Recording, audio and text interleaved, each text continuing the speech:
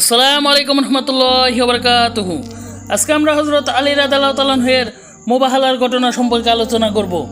632 খ্রিস্টাব্দে নজরান অঞ্চল থেকে একদল খ্রিস্টান প্রতিনিধি মদিনায় এসে মুহাম্মদ সাল্লাল্লাহু আলাইহি সাল্লামের সাথে একটি শান্তি চুক্তি সম্পাদন করে।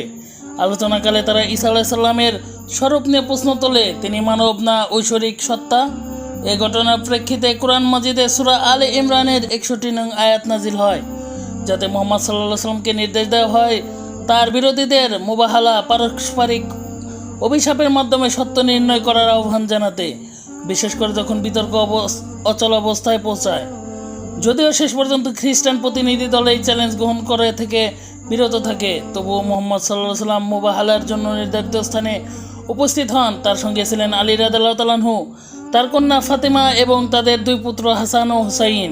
মুহাম্মদ সাল্লাল্লাহু আলাইহি সাল্লাম এর এই বিশেষ চারজনকে মুবাহালার সাক্ষী ও প্রতিনিধি হিসেবে নির্বাচন করা ইসলামের ইতিহাসে তাদের মর্যাদাকে বিশেষভাবে উন্নীত করে।